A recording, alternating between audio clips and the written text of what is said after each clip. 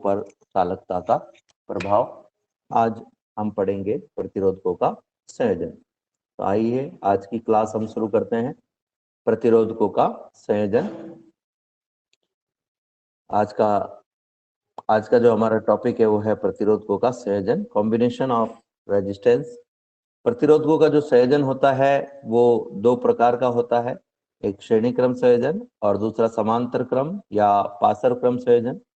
श्रेणी क्रम संयोजन जिसे अंग्रेजी में हम सीरीज कॉम्बिनेशन ऑफ रेजिस्टेंस भी कह सकते हैं। जैसे हमने परिभाषा दी थी संधारित्रों के श्रेणी क्रम संयोजन और पासर क्रम संयोजन में, आपने देखा था वहां पर हमारे पास में एक सूत्र था Q बराबर C इंटू वी। Q बराबर C इंटू वी, ये हमारे पास में सूत्र था। C हमें ज्ञात करना था दोनों ही स्थितियों में, श्रेणी क्रम और पासर क्रम में, और हमारे पास में दो ऑप्शन थे, Q और V। हमने देखा कि श्रेणी क्रम में Q का मान जो है वो कांस्टेंट रहता है, सभी पे बराबर रहता है, और V का मान पासर क्रम में बराबर होता है। इसी तरह का एक सूत्र हमारे पास में और है, वो है V बराबर I इंटू R। जिस प्रकार से पासर क्रम संयोजन में संधारित्रों में वोल्टता का मान सभी संधारित्रों पर बराबर होता है, ठीक उसी प्रकार से पासर क्रम संयोजन में प्रतिरोधकों पर भी वोल्टता का मान समान होता है।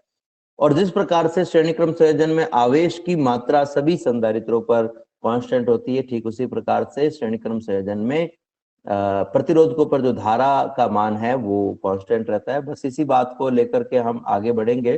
तो शुरू करते हैं हम।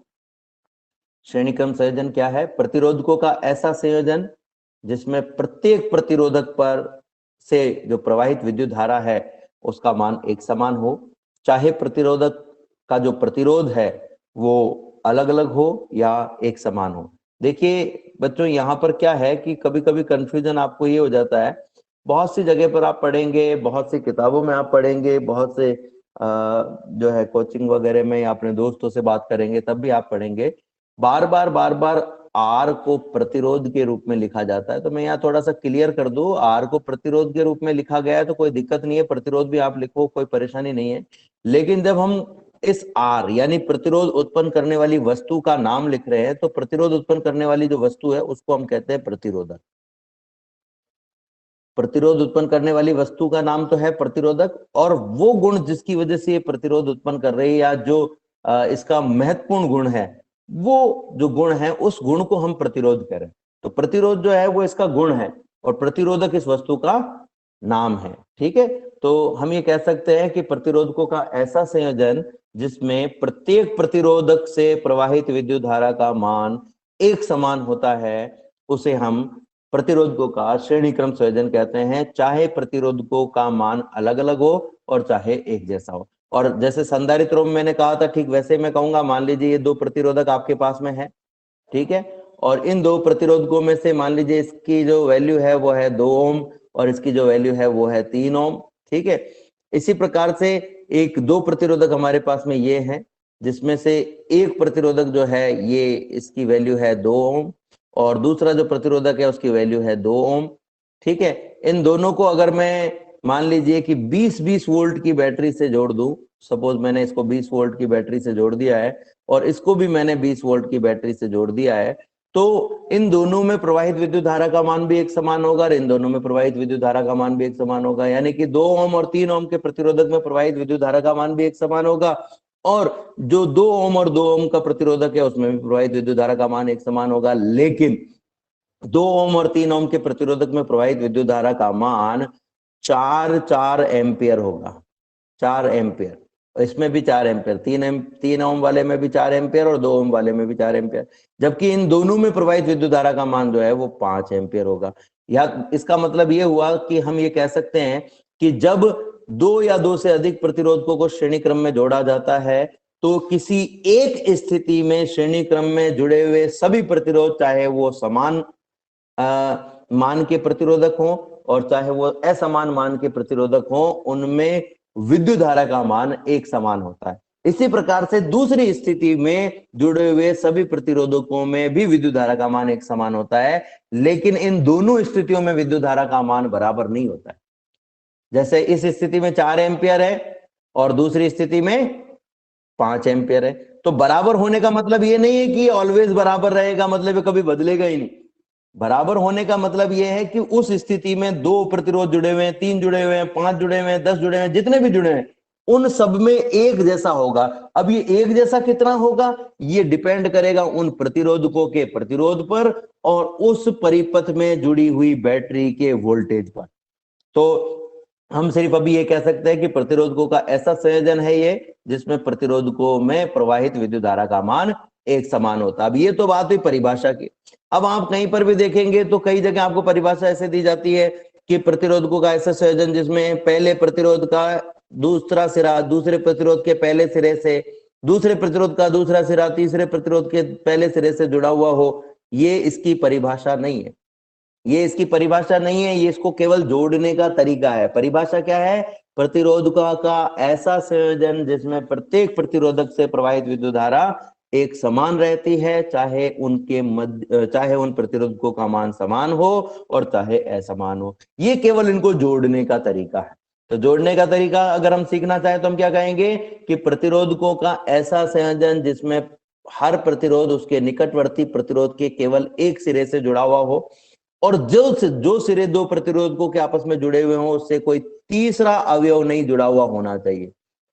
अगर मान लीजिए तीसरा अवयव जुड़ गया तो हम कहेंगे ये तीनों में से कोई भी श्रेणी क्रम में नहीं है।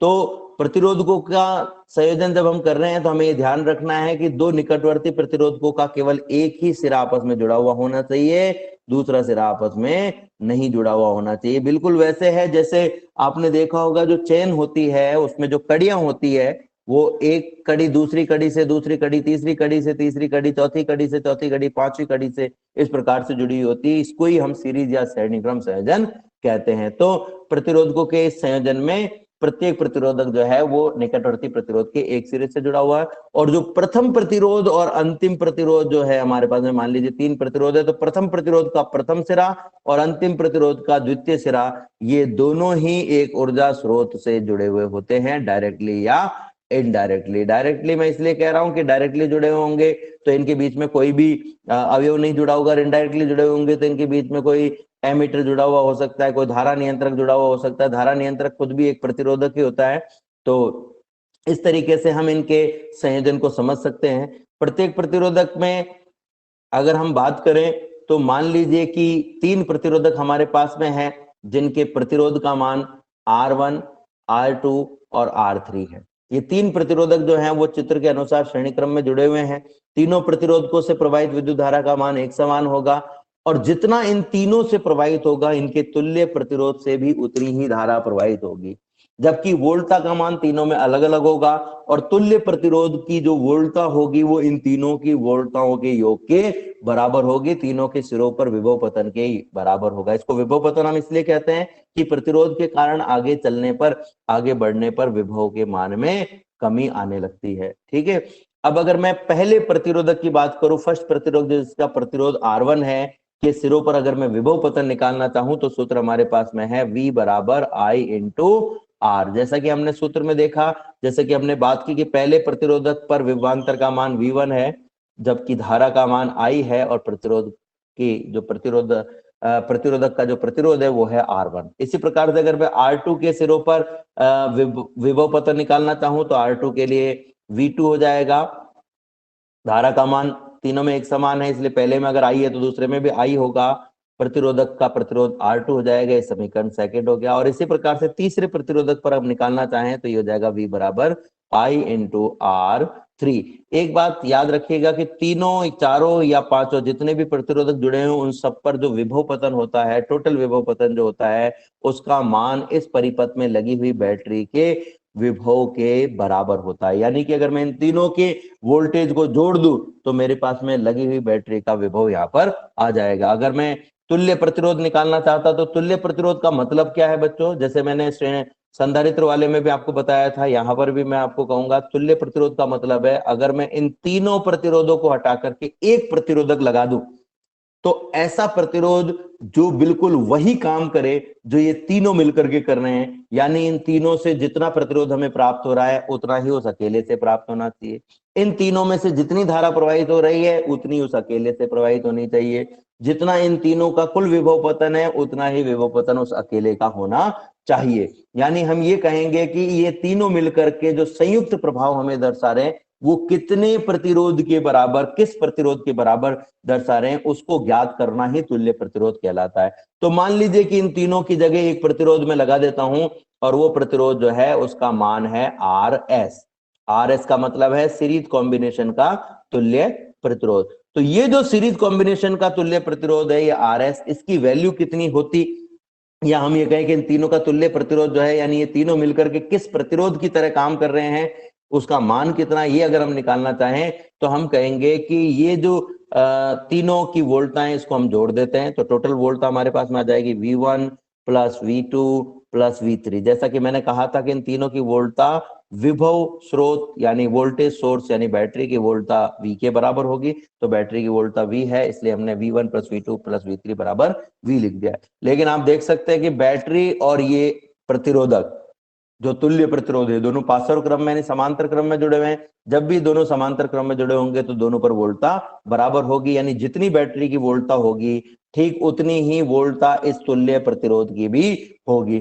तो ये जो वोल्टता है वो एक तरीके से तुल्य प्रतिरोध की वोल्टता भी है। अब अगर मैं इस सूत्र में V बराबर V1 plus V2 plus V3 बराबर V में मान रख दू, V1 का मान है IR1, V2 का मान है IR2 और V3 का मान है IR3। जैसा कि मैंने आपको थोड़ी देर पहले भी बताया था कि तुल्य प्रतिरोध में से भी उतनी ही धारा प्रवाहित होगी जितनी की प्रत्येक प्रतिरोधक से प्रवाहित हो रही है।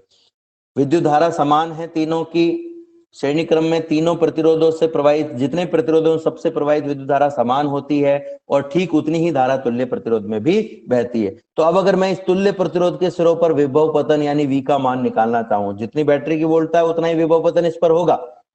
तो अगर बैटरी की वोल्टता V है तो इस पर भी विभव पतन का मान V ही होगा। तो अगर मैं इसका मान निकालना चाहता, प्रतिरोध के सिरों पर विभव पतन निकालना चाहता, तो उसका सूत्र क्या होता, धारा इनटू प्रतिरोधक का प्रतिरोध। तो प्रतिरोधक का प्रतिरोध तो RS है और धारा का मान कितना है, जितना तीनों प्रतिरोध में धारा बह रही थी, तीनों में I बह रही थी, तो इसमें भी विद्युत धारा का मान I ही होगा। अब यहां पर इस समीकरण में जो V है उसकी जगह आप ये मान रख सकते हो। V की जगह अगर मैं ये मान रख दूं तो मेरे पास में क्या आ जाएगा बच्चों, मेरे पास में आ जाएगा I इंटू RS बराबर IR1 plus IR2 plus IR3।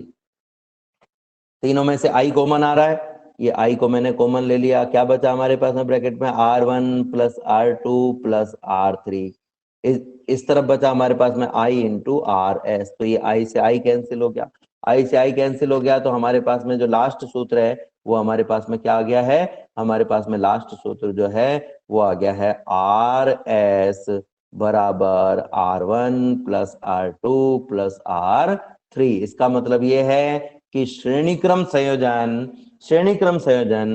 का जो तुल्य प्रतिरोध होता है वो सभी प्रतिरोधकों के प्रतिरोधों के योग के बराबर होता है, सभी प्रतिरोधकों के प्रतिरोध के योग के बराबर होता है। अब कुछ महत्वपूर्ण बातें यहाँ पर मैं आपको बताऊंगा, लेकिन वो महत्वपूर्ण बातें समझने से पहले एक बार फिर से इस इक्वेशन को हम समझ लेते हैं। मान लीजिए तीन प्रतिरोधक है R1, R2 और R3, जिनके सिरों पर विभव पतन V1, V2 और V3 है। इनसे एक समान धारा I प्रवाहित हो रही है और I धारा प्रवाहित होने के का जो सोर्स है, जो स्रोत है, वो V वोल्ट की एक बैटरी है जिससे ये तीनों जुड़े हुए हैं। ये V वोल्ट की बैटरी से जुड़े हुए हैं। अगर मैं तीनों के सिरों पर विभव पतन का मान ओम के नियम से ज्ञात करना चाहूं तो प्रतिरोधक R1 के सिरों पर विभव पतन V1 बराबर IR1 होगा, प्रतिरोधक R2 के सिरों पर विभव पतन V2 बराबर IR2 होगा, प्रतिरोधक R3 के सिरों पर विभव पतन V3 बराबर IR3 होगा। इन सभी प्रतिरोधकों का जो विभव पतन होता है वो बैटरी के वोल्टेज के बराबर होता है। तो अगर मैं इन तीनों को जोड़ दूं तो मेरे पास में बैटरी का वोल्टेज आ जाएगा। तो हम कहेंगे बैटरी का वोल्टेज V बराबर V1 plus V2 plus V3। अब यहाँ पर जो हम तुल्य मान निकाल रहे हैं उस तुल्य मान का मतलब मैं पहले ही आपको बता चुका हूं। तुल्य मान का मतलब क्या है कि ये जो प्रतिरोध जुड़े हुए हैं इन सब को हटा करके अगर मैं एक प्रतिरोध लगाना चाहता तो उस प्रतिरोधक का मान कितना होगा ये हम यहाँ ज्ञात करना चाहते हैं। ये प्रतिरोधक मान लीजिए RS है, जब किसी बैटरी से केवल एक प्रतिरोध जुड़ा हुआ होता है तो बैटरी का संपूर्ण विभव जो होता है उस प्रतिरोध पर विभव पतन हो जाता है। यानी बैटरी का वोल्टेज V है तो इस प्रतिरोधक के सिरों पर भी विभव पतन V ही होगा। अगर दो प्रतिरोध जुड़े हुए हों तो उन दोनों पर जो विभव पतन होगा वो बैटरी के वोल्टेज के बराबर होगा। मतलब दोनों पर विभव पतन का योग जो होगा वो बैटरी के वोल्टेज के बराबर होगा। यानी हम ये कह सकते हैं कि किसी परिपथ में जितने भी प्रतिरोध लगे होते हैं बैटरी का संपूर्ण वोल्टेज उन प्रतिरोधों पर ही उसका विभव पतन हो जाता है। तो इस प्रकार से हम यहाँ पर देख सकते हैं कि ये जो विभव पतन है V, इसका जो मान है वो इस तुल्य प्रतिरोध के सिरों पर विभव पतन के बराबर होगा। तुल्य प्रतिरोध के सिरों पर विभव पतन अगर मैं निकालना चाहूं तो उसके लिए हम धारा को प्रतिरोधक के प्रतिरोध से गुणा कर देते हैं। विद्युत धारा का मान श्रेणी क्रम में जुड़े हुए सभी प्रतिरोधों पर और तुल्य प्रतिरोध पर बराबर होता है। तो यहाँ पर हमें एक बात सीखने को मिली है कि श्रेणी क्रम संयोजन में तुल्य प्रतिरोध पर तुल्य प्रतिरोध से उतनी ही विद्युत धारा प्रवाहित होती है जितनी की प्रत्येक प्रतिरोधक से प्रवाहित होती है। तुल्य प्रतिरोध से उतनी ही विद्युत धारा प्रवाहित होती है जितनी की प्रत्येक प्रतिरोधक से प्रवाहित होती है। अब अगर मैं इससे आगे चलूं, मैं इससे आगे बात करूं तो मैं कह सकता हूं कि जो V है उसका मान हम IRS रख सकते हैं यहाँ पर। तो ये देखो हम यहाँ इस समीकरण में V का जो मान है वो IRS हमने यहाँ पर रख दिया है। इन जो राइट साइड में IR1 plus IR2 plus IR3 इन तीनों में से I को कॉमन ले लिया तो I से I कैंसिल हो जाएगा। आपके पास में आ जाएगा RS बराबर R1 plus R2 plus R3। तो इससे एक और नई चीज हमें पता चल गई कि जो तुल्य प्रतिरोध होगा या तुल्य प्रतिरोधक होगा तीनों प्रतिरोधों का, उसका जो प्रतिरोध होगा उस प्रतिरोध का मान सभी प्रतिरोधकों के प्रतिरोध के बराबर के योग के बराबर होता है। तो दो बातें पता चल गई कि श्रेणी क्रम संयोजन का जो तुल्य प्रतिरोधक होता है जिसको हम RS कहते हैं उसमें से उतनी ही धारा प्रवाहित होती है जितनी की प्रत्येक प्रतिरोधक से होती है। दूसरी बात हमें पता चली कि इस तुल्य प्रतिरोधक के सिरों पर विभव पतन इन सभी प्रतिरोधकों के सिरों पर विभव पतनों के योग के बराबर होता है। धारा तो उतनी बहेगी जितनी प्रत्येक में बह रही है, विभव पतन तीनों के योग के बराबर होगा। और तीसरी बात की इस प्रतिरोधक का जो मान है वो सभी प्रतिरोधकों के प्रतिरोधों के योग के बराबर होगा। अब देखो ऐसा का ऐसा सूत्र आपको संधारित्र में भी देखने को मिला था, C बराबर C1 plus C2 plus C3, लेकिन ये सूत्र संधारित्र में आपको पैरेलल कॉम्बिनेशन यानी पासर क्रम में मिला था। ये सूत्र आपको पैरेलल कॉम्बिनेशन यानी पासर क्रम में वहां पर प्राप्त हुआ था। अब अगर मैं प्रत्येक प्रतिरोधक से शक्ति व्यय का मान निकालना चाहूं तो किसी भी प्रतिरोधक से शक्ति व्यय का जो मान होता है वो होता है P बराबर V इंटू आई, और V इंटू आई में जो V है उसका मान होता है I इंटू R। तो ये I एक और है हमारे पास में I इंटू R इंटू आई, तो P बराबर हो जाएगा I स्क्वायर इंटू R। अगर मैं प्रत्येक प्रतिरोधक से शक्ति व्यय निकालना चाहूं तो ये हो जाएगा P1 बराबर I1, सॉरी I1 नहीं आएगा, ओनली I आएगा, I स्क्वायर R1, दूसरे के लिए P2 बराबर I स्क्वायर R2 और तीसरे के लिए P3 बराबर I स्क्वायर R3। इस प्रकार से हम टोटल शक्ति व्यय निकाल सकते हैं। ठीक है। अब अगर मैं तुल्य प्रतिरोधक के लिए शक्ति व्यय निकालना चाहता तो तुल्य प्रतिरोधक के लिए शक्ति व्यय कितना होता, P बराबर I स्क्वायर RS। और अगर आप ध्यान से देखेंगे तो RS का मान कितना है, तो RS का जो मान है वो हमारे पास में है R1 plus R2 plus R3।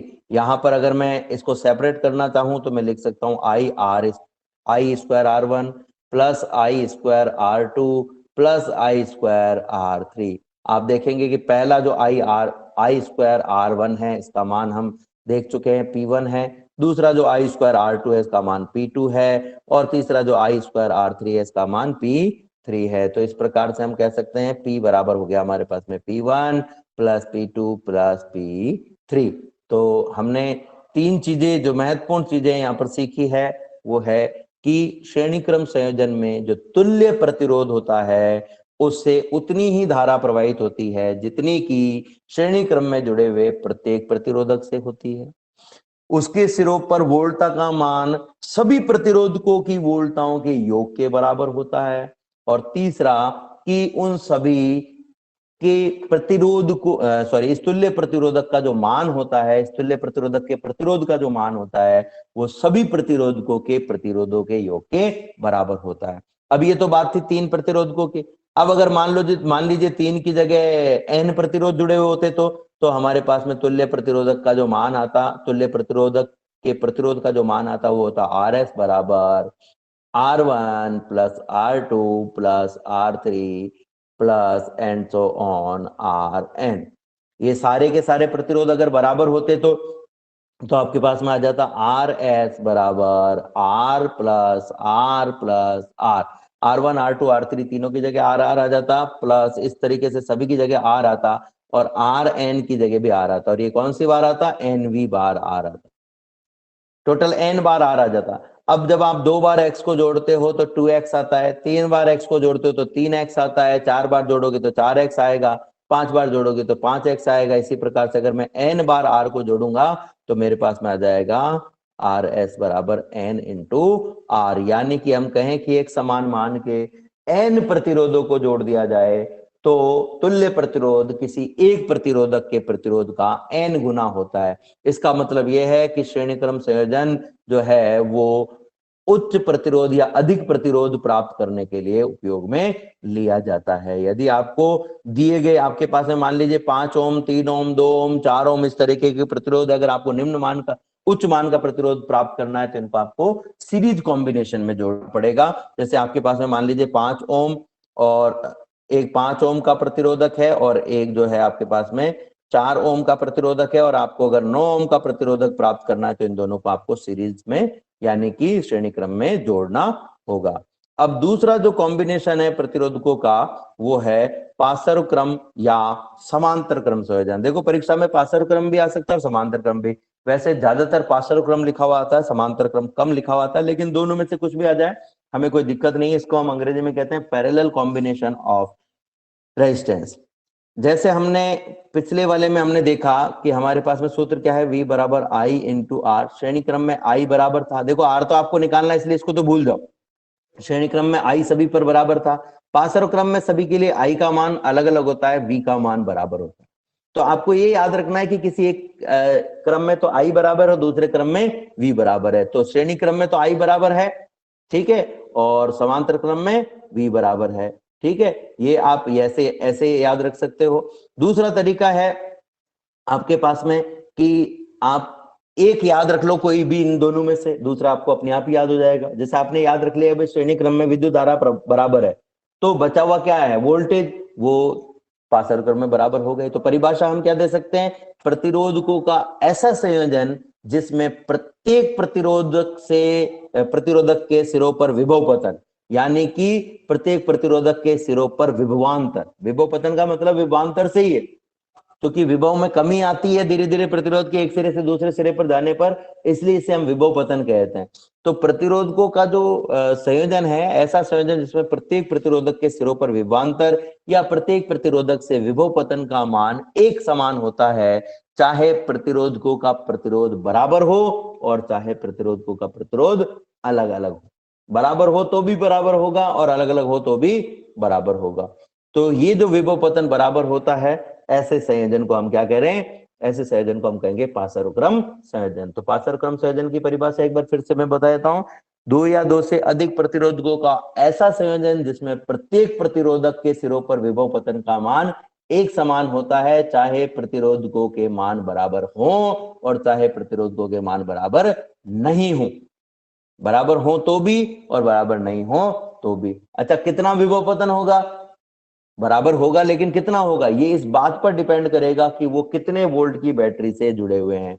अगर 2 प्रतिरोधक पार्श्व क्रम में 4 वोल्ट की बैटरी से जुड़े हुए हैं तो दोनों पर 4-4 वोल्ट का विभव पतन होगा, चाहे उनके मान 10-10 ओम हो, चाहे उनके मान 50-50 ओम हो, चाहे उनके मान 2-2 ओम ही क्यों नहीं हो, और चाहे एक का मान 2 ओम और दूसरे का मान 3 ओम हो। देखो बहुत महत्वपूर्ण बात है, ये एक 2 प्रतिरोधक है, मान लीजिए एक प्रतिरोधक है, ये दूसरा प्रतिरोधक है, इन दोनों को मैंने एक बैटरी से जोड़ दिया और इस बैटरी का जो वोल्टेज है वो है मान लीजिए 5 वोल्ट। अब इन प्रतिरोधकों के मान 2 ओम हो दोनों के, तो भी दोनों के सिरों पर 5-5 वोल्ट आएगा। एक का मान 2 ओम दूसरे का मान 3 ओम हो तो भी 5-5 वोल्ट आएगा। एक का मान 50 ओम हो दूसरे का मान 100 ओम हो तो भी 5-5 वोल्ट आएगा।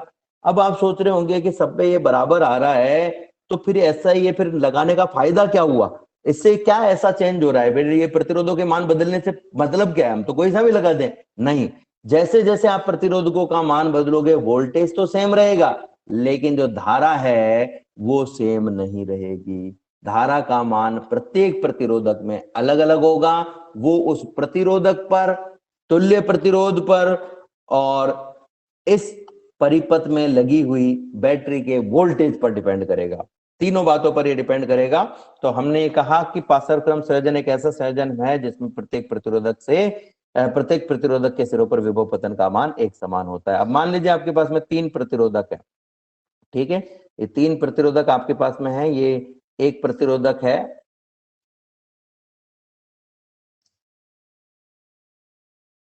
ये दूसरा प्रतिरोध, ये R1 प्रतिरोधक है एक, दूसरा R2 है, तीसरा R3 है और इन तीनों को एक V वोल्ट की बैटरी से पासर क्रम में संयोजित किया गया है। तीनों को V वोल्ट की बैटरी से पासर क्रम में संयोजित किया गया है। अब अगर तीनों को V वोल्ट की बैटरी से सीधे ही पासर क्रम में संयोजित किया गया है तो पहले प्रतिरोधक से विभव पतन का मान V होगा, दूसरे भी V होगा और तीसरे का भी। जितना बैटरी का वोल्टेज है उतना ही तीनों से विभव पतन होगा यदि ये तीनों ही डायरेक्टली पासर क्रम में जुड़े हैं, बीच में और कोई चीज नहीं जुड़ी हुई है इनसे, ठीक है। कुंजी तो जुड़ी हो सकती है लेकिन ऐसी चीज नहीं जुड़ी होनी चाहिए जिसका खुद का कोई ना कोई प्रतिरोध हो। तो हम यहाँ पर अगर बात करें आगे, अगर मैं कहूं कि इससे टोटल धारा I प्रवाहित हो रही है तो ये जो I है ये 3 भागों में डिवाइड हो जाएगी। इसका एक भाग जो है वो पहले प्रतिरोधक में, दूसरा भाग जो है वो दूसरे प्रतिरोधक में और तीसरा भाग जो है वो तीसरे प्रतिरोधक में प्रवाहित होगा। एक भाग पहले प्रतिरोधक में, दूसरा भाग दूसरे में, तीसरा भाग तीसरे में। इसका मतलब ये हुआ कि परिपथ से प्रवाहित कुल विद्युत धारा सभी प्रतिरोधकों से प्रवाहित विद्युत धाराओं के योग के बराबर होती है। अब देखो पिछले वाले में हमने क्या कहा कि जो तुल्य प्रतिरोधक की वोल्टता होती है वो सभी प्रतिरोधकों की वोल्टताओं के योग के बराबर होती है। इसलिए हमने क्या करा कि वोल्टता अलग अलग थी तो सबके लिए वोल्टता का मान निकाल लिया। इस वाले में कौन अलग अलग है बच्चों, वोल्टता अलग अलग है कि धारा अलग अलग है? धारा अलग अलग है। ठीक है, धारा अलग अलग है तो धारा अलग है तो ऐसी स्थिति में क्या होगा, धारा अलग अलग है तो ऐसी स्थिति में इन तीनों की हमको धाराएं ज्ञात करनी। अब देखो ये जो चित्र मैंने यहां बनाया हुआ है इसमें मैंने एक छोटी सी मिस्टेक की हुई है जानबूझ करके आपको याद दिलाने के लिए, क्योंकि आप परीक्षाओं में ऐसा बहुत बार करते हो और मैंने बहुत बार देखा है, कई बार टीचर जो हैं कॉपी चेक करते हैं वो थोड़ी सी लीनियंसी बरतते हैं और इस गलती को छोड़ देते हैं। कुछ टीचर जो होते हैं वो इस गलती को नहीं छोड़ते हैं। इसमें गलती क्या है, गलती ये है कि आप देखोगे यहाँ पर मैंने एक कुंजी लगाई हुई है, इस कुंजी को मैंने ब्रैकेट के रूप में बनाया हुआ है। बच्चों ध्यान देना, जब इस ब्रैकेट के बीच में डॉट लगा हुआ हो तो समझ लो कुंजी बंद है यानी स्विच ऑन है, ठीक है। कुंजी जो है वो बंद है यानी कि स्विच ऑन है। यहां पर हम स्विच ऑन कहेंगे इसको, एक तरीके से कुंजी ऑन है, ऑन अवस्था में है। और अगर ये डॉट नहीं लगा हुआ हो तो इसका मतलब क्या है, कुंजी ऑफ अवस्था में यानी स्विच ऑफ अवस्था में। अब मुझे बताओ स्विच ऑफ हो तो कोई इलेक्ट्रॉनिक उपकरण काम करेगा क्या? कोई इलेक्ट्रॉनिक उपकरण काम नहीं करेगा क्योंकि उसमें धारा नहीं बहेगी। तो अभी ये जो है ये कौन सी पोजीशन में है, अभी ये स्विच ऑफ पोजीशन में। तो स्विच ऑफ पोजीशन में विद्युत धारा बह सकती है क्या?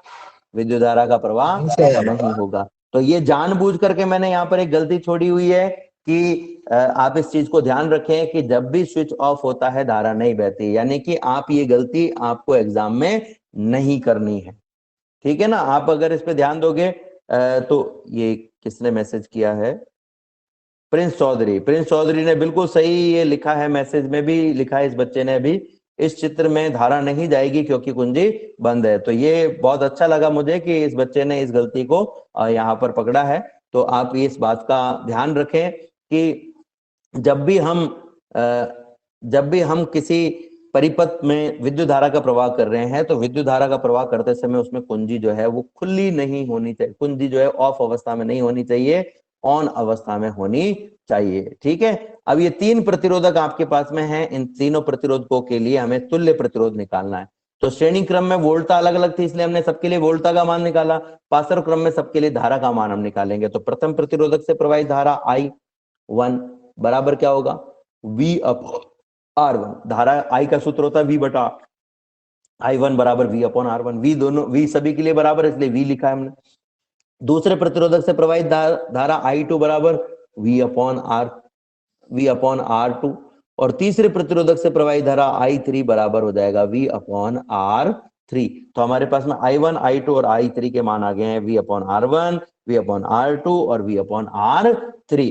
अब अगर मुझे टोटल धारा निकालनी है, तुल्य धारा निकालनी है, यानी कि इन तीनों को हटा करके अगर मैं एक प्रतिरोध लगाता, तो उस एक प्रतिरोध यानी तुल्य प्रतिरोधक से कितनी विद्युत धारा प्रवाहित होती, ये मुझे निकालना है। तो हमेशा याद रखिए कि जितनी धारा इन तीनों से प्रवाहित हो रही थी उसका योग अगर हम कर दें तो इस अकेले प्रतिरोधक से प्रवाहित विद्युत धारा हमारे पास में आ जाएगी। मान लीजिए तुल्य प्रतिरोधक का प्रतिरोध Rp है, ठीक है। तो अगर मैं टोटल धारा I निकालना चाहूं तो I का जो मान है वो होगा I1 plus I2 plus I3, ठीक है। ये I कितनी, I धारा जो है वो किस में बह रही है, इस प्रतिरोधक में बह रही है।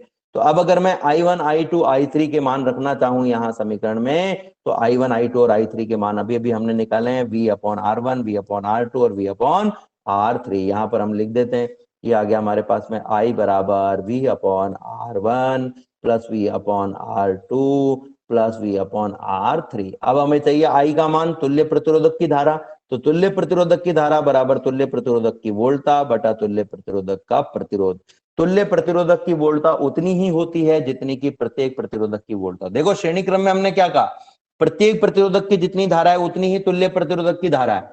पासर क्रम में हम क्या करें, प्रत्येक प्रतिरोधक के सिरों पर जितना विभव पतन है उतना ही विभव पतन तुल्य प्रतिरोधक के सिरों पर है। श्रेणी क्रम में हमने कहा सबकी वोल्टताएं बराबर अलग अलग हैं और सभी की वोल्टताओं को जोड़ेंगे तो आपके पास में तुल्य प्रतिरोधक की वोल्टता आ जाएगी। पासर क्रम में हम क्या कह रहे हैं, सबकी धाराएं अलग अलग है, सबकी धाराओं को आप जोड़ेंगे तो तुल्य प्रतिरोधक की धारा आपके पास में आ जाएगी। तो तुल्य प्रतिरोधक की धारा I का मान जो है वो आ गया हमारे पास में V/RP। अब V/RP जो है ये मान हम इस समीकरण में रख देते हैं। इस समीकरण में हम अगर रखेंगे तो हमारे पास में क्या आएगा, देखते हैं। हमारे पास में आ जाएगा V/RP और इन सब में से भी हमारे पास में V कॉमन आ जाएगा, इन सब में से भी V कॉमन आ गया। अंदर बच गया 1/R1 plus 1/R2 plus 1/R3। ये हमारे पास बच गया, V से V कट गया। तो 1/RP बराबर 1/R1 plus 1/R2 plus 1/R3। ये हमारे पास में यहाँ पर आ गया है। तो इस तरीके से हम कह सकते हैं कि तुल्य प्रतिरोधक जो है, उस तुल्य प्रतिरोधक का जो प्रतिरोध है, उस प्रतिरोध का जो व्युत्क्रम है 1/RP, ये जो व्युत्क्रम है 1/RP, तो ये किसका तुल्य प्रतिरोध है, पासर क्रम संयोजन का। तो हम क्या कहेंगे कि जब दो या दो से अधिक प्रतिरोधक पासर क्रम में संयोजित हो तो तुल्य प्रतिरोधक के प्रतिरोध या तुल्य प्रतिरोध का व्युत्क्रम सभी प्रतिरोधकों के प्रतिरोधों के व्युत्क्रमों 1/R1, 1/R2, 1/R3, ये प्रतिरोधकों का के प्रतिरोध का व्युत्क्रम है के योग के बराबर होता है। पासर क्रम संयोजन के तुल्य प्रतिरोध का व्युत्क्रम, व्युत्क्रम का मतलब 1/R से होता है। व्युत्क्रम सभी प्रतिरोधकों के व्युत्क्रमों, सभी प्रतिरोधकों के प्रतिरोधों के व्युत्क्रमों के योग के बराबर होता है। अब अगर यहां पर n प्रतिरोधक होते, मान लो n प्रतिरोधक होते, तो इसी समीकरण को आप n तक एक्सटेंड कर सकते हो, n तक बढ़ा सकते हो। हमारे पास में आ जाएगा 1/RP बराबर 1/R1 plus 1/R2 plus 1/R3 and so on 1/RN। और अगर मान लो सभी के मान बराबर हो तो ये आ जाएगा 1/R बराबर 1/RP बराबर 1/R plus 1/R plus 1/R and so on plus 1/R। ये कितनी बार आएगा, NV बार आएगा, टोटल N बार आएगा। यदि N बार एक जैसी संख्याओं को जोड़े तो उसका एक तरीका और है जोड़ने का कि आप N से किसी एक संख्या को गुणा कर दीजिए। n बार जोड़ने की बजाय, एक जैसी संख्याओं को n बार जोड़ने की बजाय आप n से उसको गुणा भी कर सकते हो। तो 1/rp बराबर हो गया n/r हमारे पास में। तो अब अगर मुझे rp का मान निकालना है तो इसका उल्टा कर दो, इसका उल्टा कर देते हैं। उल्टा करने पर हमारे पास में क्या आएगा देखते हैं। उल्टा करने पर हमारे पास में आएगा rp बराबर r/n, n यानी तुल्य प्रतिरोध जो है वो किसी एक प्रतिरोधक से भी कम प्राप्त हो रहा है। तो जब छोटा प्रतिरोध प्राप्त करना होता है, दिए गए प्रतिरोधों से कम प्रतिरोध प्राप्त करना होता है, तब हम पासरक्रम संयोजन का उपयोग करते हैं। तो पासरक्रम संयोजन में हमने 3 बातें सीखी हैं यहाँ पर इंपॉर्टेंट। पहली बात तो ये कि प्रत्येक प्रतिरोधक के सिरों पर जितना विभव पतन है, तुल्य प्रतिरोधक के सिरों पर भी विभव पतन उतना ही होगा। जितना R1, R2, R3 के सिरों पर विभव पतन है, RP के सिरों पर भी विभव पतन उतना ही होगा। दूसरी बात कि प्रत्येक प्रतिरोधक से जितनी धारा प्रवाहित हो रही है उन सबका यदि हम योग कर दें तो तुल्य प्रतिरोधक से प्रवाहित विद्युत धारा आ जाएगी। और तीसरी बात कि तुल्य प्रतिरोधक के प्रतिरोध का जो व्युत्क्रम है वो दिए गए सभी प्रतिरोध जो श्रेणी क्रम पासर क्रम में जुड़े हुए हैं के प्रतिरोधों के व्युत्क्रमों के योग के बराबर होता है। तो ये 3 बातें हमने पासर क्रम में बहुत महत्वपूर्ण सीखी है। यहाँ पर ये श्रेणी क्रम संयोजन और पासर क्रम संयोजन में आप गड़बड़ क्या करते हो कि श्रेणी क्रम संयोजन में आपको विद्युत धारा को बराबर रखना होता है और वोल्टता को अलग अलग, तो आप उल्टा कर देते हो। जो श्रेणी क्रम में करना है वो पासर क्रम में कर आते हो, जो पासर क्रम में करना है वो श्रेणी क्रम में कर आते हो। ठीक इसी तरह के सूत्र हमारे पास में संधारित्रों में भी है, लेकिन संधारित्रों में ये सूत्र थोड़े से उल्टे हैं। श्रेणी क्रम में जो सूत्र हमारे पास में प्राप्त हो रहा है संधारित्र के, पासर क्रम में वही सूत्र हमें प्राप्त होता है संधारित्र की धारिता के लिए। इसी प्रकार से प्रतिरोधकों के पासर क्रम में जो सूत्र हमें प्राप्त हो रहा है प्रतिरोधों के लिए, वही सूत्र हमें संधारित्रों के श्रेणी क्रम में संधारित्र की धारिता के लिए प्राप्त होता है। तो आज का जो टॉपिक था वो बहुत इजी टॉपिक था। उम्मीद करता हूं आप बच्चों को सभी को ये टॉपिक समझ में आया होगा। आया बच्चों समझ में कि नहीं आया? हाँ सर आया। अब देखो, अगर मान लो 2 प्रतिरोध होते, केवल 2 प्रतिरोध होते, तो हम क्या करते हैं 1/r बराबर 1/r1 प्लस 1/r2। इन दोनों का एलसीएम ले लेते हैं हम, R1 into R2। R1 into R2 में मैंने R1 का भाग दिया तो बचा R2, R2 को 1 से गुणा कर दीजिए तो R2 ऊपर आ गया। ऐसे R2 का भाग दिया तो बचा R1, या R1 को ऊपर गुणा कर दिया। हम एलसीएम ले रहे हैं, जानते हैं ना, एलसीएम लेकर के पहली संख्या के हर का एलसीएम में भाग दो।